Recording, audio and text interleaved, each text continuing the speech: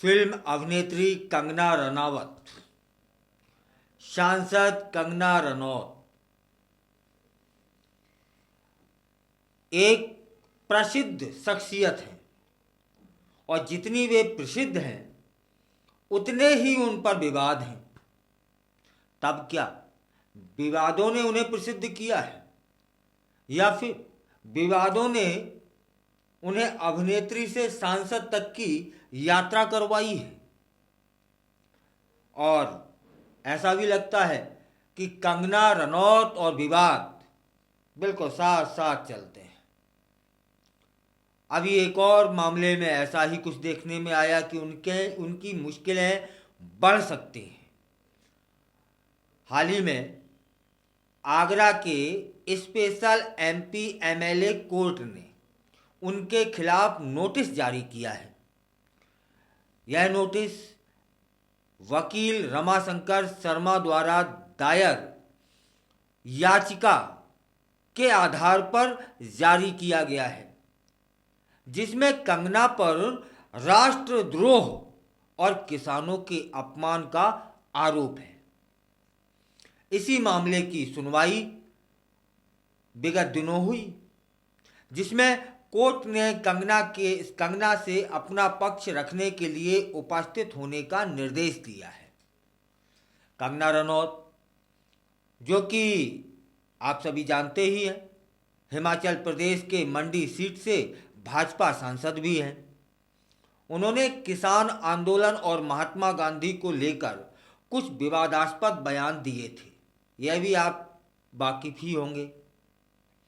उनके बयानों में उन्होंने कहा था कि किसान आंदोलन के दौरान देश में बांग्लादेश जैसी स्थिति पैदा हो सकती थी।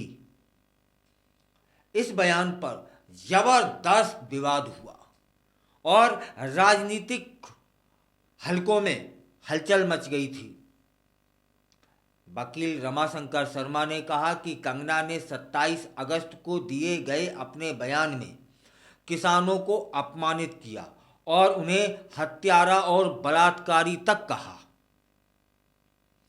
कंगना के खिलाफ यही याचिका सितंबर 2024 को दायर की गई थी। इसमें कहा गया था कि कंगना ने किसान आंदोलन के दौरान हुई हिंसा और बलात्कार की घटनाओं का जिक्र करते हुए बयान दिया था। बात सही है, दिया था। उन्होंने, वकील साहब ने आरोप लगाया कि अगर केंद्र सरकार का नेतृत्व मजबूत नहीं होता तो बात और भी कुछ हो सकती थी। कंगना क्या कहती हैं कि केंद्र सरकार शक्तिशाली ना होती तो देश में बांग्लादेश जैसी स्थिति उत्पन्न हो सकती थी। इस बयान से किसानों की भावनाएं आहत हुई हैं और उन्हें अपमानित महसूस हुआ है। कंगना के इसी बयान पर विपक्षी दलों ने भी तीखी प्रतिक्रियाएं दी थीं। पंजाब के कांग्रेसी नेता राजकुमार बेरका ने मांग की थी कि कंगना के खिलाफ एफआईआर दर्ज की जाए और उन्हें एनएसए माने राष्ट्रीय सुरक्षा अधिनियम के तहत उन पर कार्रवाई हो। उन्होंने कहा कि कंगना का यह बयान किसानों और पंजाब को बदनाम करने का प्रयास है, इसलिए उन्हें डिब्रूगढ़ जेल भेजा जाना चाहिए। इसी विवाद में भाजपा भी शामिल हो गई थी।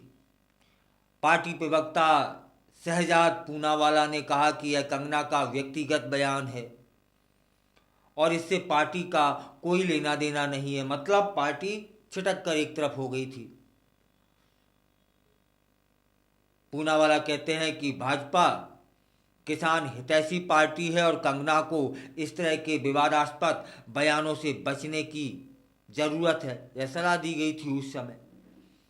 कंगना रनौत ने भी पहले भी कई बार विवादास्पद बयान दिए हैं, इसमें कोई छुपा नहीं है। वे अक्सर राजनीतिक हलकों में चर्चा का विषय बन जाती हैं। 2021 में उन्होंने किसान आंदोलन को लेकर कहा था कि गाल पर चाटा खाने से आज़ादी नहीं मिलती और यह भी कहा था कि असली आज़ादी 2014 के बाद मिली थी।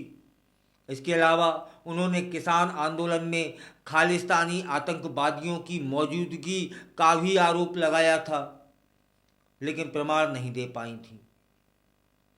हाल ही में कंगना ने एक इंटरव्यू में कहा था कि अगर शीर्ष नेतृत्व कमजोर होता तो भारत में बांग्लादेश जैसी स्थिति बन सकती थी।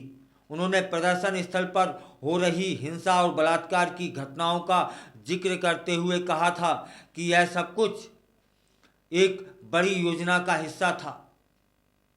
किसान आंदोलन पर उनकी टिप्पणियों ने न केवल राजनीतिक विवाद पैदा किया, बल्कि उनके खिलाफ कई शिकायतें भी दर्ज की गईं। उनका कहना था कि किसान आंदोलन के दौरान लाशें लटक रही थीं।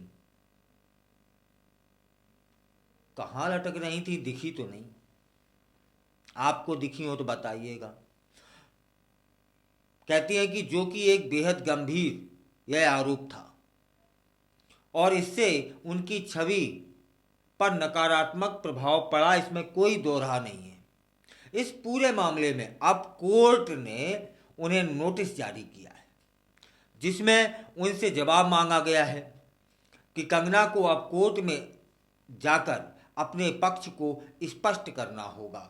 अगर वे कोर्ट में उपस्थित नहीं होती हैं या संतोषजनक उत्तर नहीं देती हैं तो उन्हें कानूनी कार्रवाई का सामना करना पड़ सकता है, क्योंकि हमारे यहाँ माननीय न्यायालय सर्वोपरि है। यह मामला इस बात का उदाहरण है कि कैसे सार्वजनिक हस्तियां अपने बयानों के कारण कानूनी समस्याओं में फंस जाती हैं। चर्चा हो, प्रसिद्धि हो, लेकिन कानून तो नहीं छोड़ता।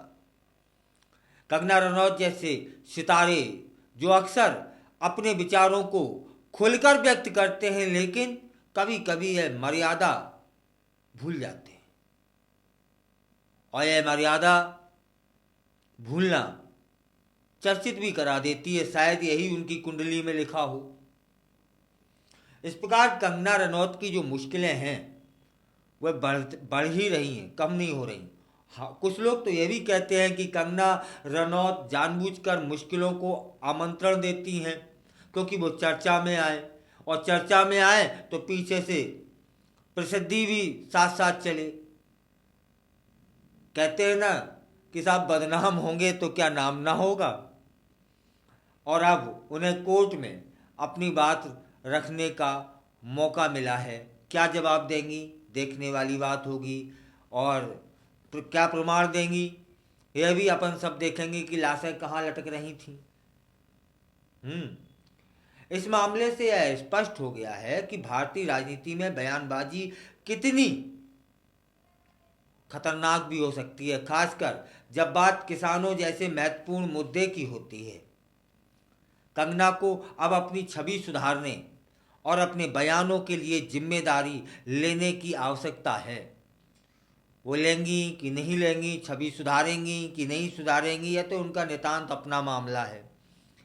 फिलहाल एक बात तो बहुत स्पष्ट है कि प्रसिद्धि के साथ साथ वे बदनाम भी खूब हो चुकी हैं। अब कोर्ट ने याद किया है, तब फिर जाना ही होगा।